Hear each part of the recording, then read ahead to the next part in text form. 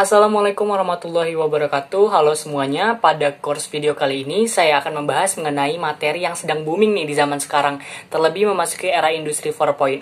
Tentu peran dari course kali ini sangat penting untuk keberlangsungan kehidupan kita di muka bumi. Berbicara tentang gaya dan kualitas hidup yang berkelanjutan atau dalam bahasa Inggris disebut dengan sustainable lifestyle, kita harus tahu dulu nih, apa sih itu sustainable, apa sih itu pengertian dari keberlanjutan.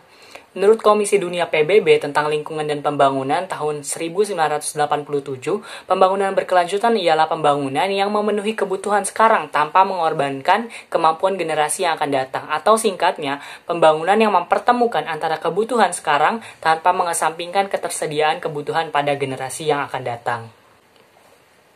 Dalam course gaya dan kualitas hidup berkelanjutan ini tentunya tidak afdol kalau kita tidak membahas tentang gaya hidup dan konsumsi yang berkelanjutan.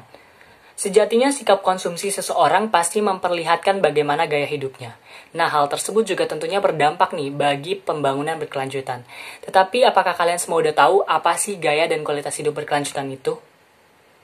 Gaya dan kualitas hidup berkelanjutan adalah penggunaan produk atau layanan jasa untuk memenuhi kebutuhan dasar dan menuju kualitas hidup yang lebih baik, dengan meminimalkan penggunaan bahan kimia serta pembuangan sampah dan polutan sehingga tidak membahayakan kebutuhan dari generasi yang akan datang.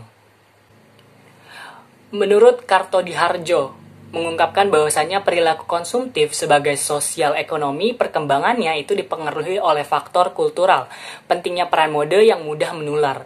Di samping itu, sikap konsumen seperti orang tidak mau ketinggalan dari temannya atau penyakit kultural yang disebut dengan gengsi, yang sering menjadi motivasi seseorang dalam memperoleh suatu produk. Sering dijumpai pula gejala sosio-psikologis berupa keinginan meniru, sehingga kebanyakan orang berlomba-lomba satu dengan yang lainnya ingin terlihat jauh lebih baik daripada orang lain. Perilaku konsumtif menciptakan kebiasaan pembelian produk atau konsumsi, tetapi ada motivasi lain. Konsumtivisme jenis ini cukup banyak contohnya. Misalnya, berbagai produk dengan merek terkenal sangat disukai meskipun mahal harganya.